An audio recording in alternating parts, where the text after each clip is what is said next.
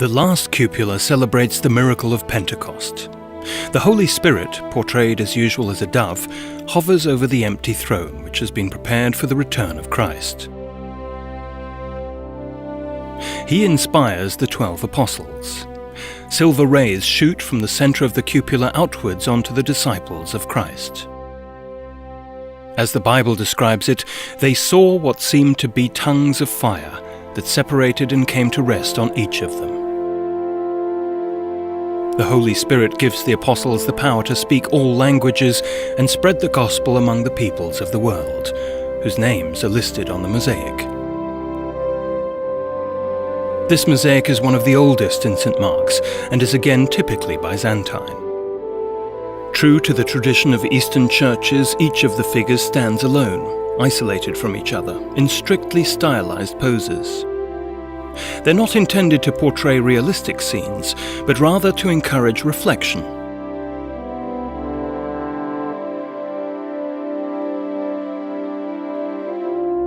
Indeed, it's assumed that the first mosaic masters came from the Orient, but artists in Venice gradually began following Western traditions and used their pictures to tell stories and illustrate the passage of time.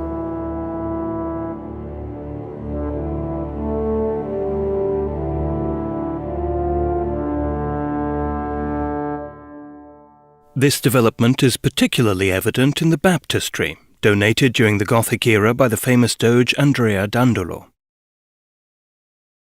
The cupola illustrates the task Jesus gave to his disciples. Go and make disciples of all nations, baptizing them in the name of the Father, and of the Son, and of the Holy Spirit. The scene still adheres to a traditional design. Most of the mosaics in the baptistry are dedicated to John the Baptist, and the scene in which he baptizes Christ looks quite different to those depicted in the cupola itself, with the protagonists integrated into a landscape that's been lovingly embellished with features that exude vitality. John dies after the dance of Salome. The king has the Baptist beheaded as a gesture of gratitude for her presentation. Salome has been captured here in graceful motion. Not much evidence here of the stylized rigidity of the Byzantine depictions. In place of an abstract realm of ideas, the mosaics now represent dramatic portrayals of biblical episodes. For example, this scene showing the killing of the children of Bethlehem, ordered by King Herod.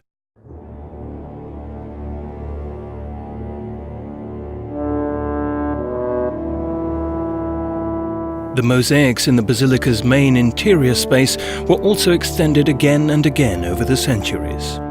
Stories from the life of the Virgin Mary complement the scenes in the main axis, as do episodes from the life of Christ. Each generation of artists designed new mosaics in whatever style was current at the time. It wasn't just matters of taste that changed, but also the status of the artists themselves. We rarely know who was responsible for creating the medieval mosaics. This is no coincidence, as at the time the focus was on the story rather than the artist. What mattered was the praise of God and the glory of the Republic. All that changed in the Renaissance, when master craftsmen began signing their work. People not only admired the work itself, but also its creator. The Procuratoria of St. Mark's was always at great pains to ensure that over the centuries the actual thematic content of the mosaics was not altered. Just as here with the story of Leonard, the patron saint of prisoners, each new mosaic had to fit in seamlessly with the original 12th century storyboard.